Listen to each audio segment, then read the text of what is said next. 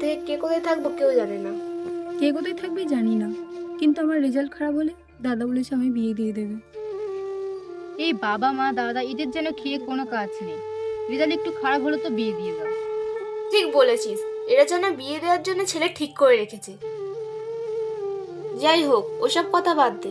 আমাদের এই বন্ধুত্ব সারা জীবন থাকবে, কেউ কাউকে কখনো ছেড়ে যাব না। একদম ঠিক বলেছিস, আমাদের এই বন্ধুত্ব এক জনমের নয়, আমরা 7 জনমের বন্ধু। ঠিক বলেছিস, আমাদের বন্ধুত্বের মধ্যে কোনো ফিল্টার থাকবে না। আজ উঠি, এমনিতেই অনেক দেরি হয়ে গেছে, আরো দেরি হয়ে গেলে দাদা বাবাও কি করবো। চল আমরা সবাই আজ যাই, আবার পরীক্ষার রেজাল্টের দিন দেখা হবে, সবাই মিলে কিছু একটা করব। একদম ঠিক।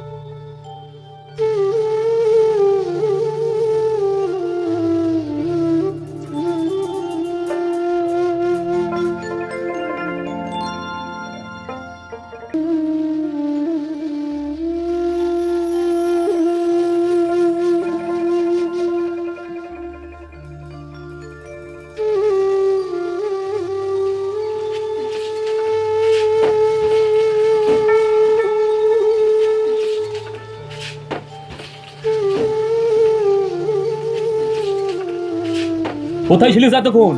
পরীক্ষা তো অনেকক্ষণ আগে শেষ হয়ে গেছে। আজকে শেষ পরীক্ষা ছিল, তাই রায় আর মায়া গল্প করছিল, তাই তুই ড্যাং ড্যাং করে ওদের সাথে গল্প করা শুরু করে দিলি। তোকে কতবার বলেছি স্কুলে যাবি, সোজা স্কুল থেকে বাড়ি চলে আসবি।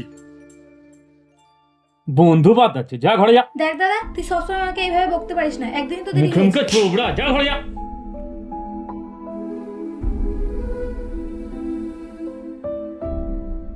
মা, লোকে ঠিকই বলে আমি অপয়া, আমাকে পৃথিবীতে আনতে গিয়ে তোমাকেই পৃথিবী ছেড়ে চলে যেতে হলো।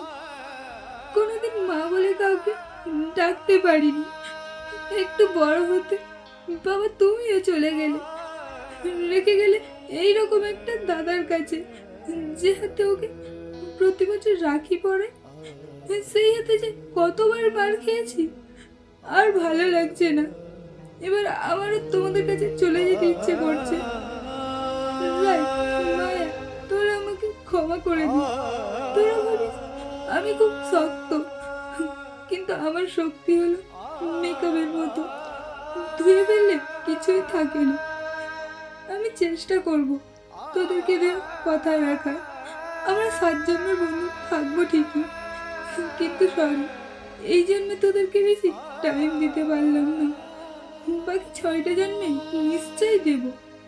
রেজাল্ট বেরোনোর দিন তোদের সাথে আর ফুচকা খাওয়া হলো না, তোরা খাস। আমারটা আমি যেখানে একটু শান্তিতে ঘুমাবো ওখানে পৌঁছে দিস।